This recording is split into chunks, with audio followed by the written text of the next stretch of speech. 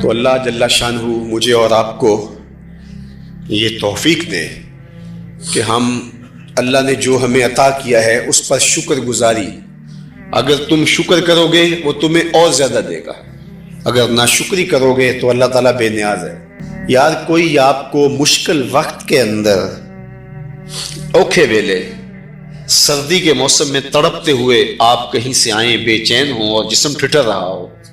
تو گرم دودھ کی پیالی پلا دے، ساری زندگی اس کو نہیں بھولتے۔ اور میرے رب نے کتنی نعمتیں عطا کی ہیں، کبھی شکر ادا کیا اس کا اس انداز سے۔ یہ جو کووڈ کے دن آئے تھے تو آپ کو پتا ہوگا کہ یہ آکسیجن نہیں مل رہی تھی، جو مصنوعی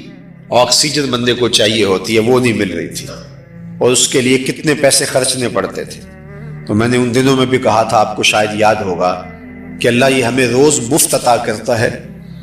وافر مقدار میں ہمارے لیے پیدا کر رکھی ہے۔ جس طرح ہم اپنا کھانا خریدتے ہیں، کپڑے خریدتے ہیں، گھر بناتے ہیں، اگر ہمیں آکسیجن بھی اپنی ضرورت کی پوری کرنی پڑتی، خریدنی پڑتی، امیر سے امیر آدمی بھی جو ہے وہ اس ڈیمانڈ کو پورا نہ کر پائے۔ آکسیجن کے سلنڈر لیے لوگ لائنوں میں لگے ہوتے اور کتنے لوگ مر جاتے آکسیجن نہ ملنے کی وجہ سے،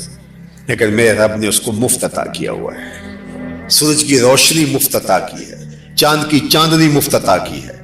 ہوائیں، زمین، آسمان۔ یہ اس لیے ہمیں احساس نہیں ہے کہ ان کی نہ لوڈ شیڈنگ ہوتی ہے اور نہ اللہ ان کا بل بھیجتا ہے، نہ اضافہ ہوتا ہے، نہ کچھ نہیں ہوتا۔ تم اور میں جتنے بھی نافرمان ہو جائیں، اس نے کبھی سورج کو نہیں روکا کہ ان کے گھر میں روشنی نہیں بھیج دی۔ لیکن یہ بات ذہن میں رکھو، وہ دنیا کے ساز و سامان اسے بھی دیتا ہے جس سے راضی ہے، اسے بھی دیتا ہے جس پہ راضی نہیں،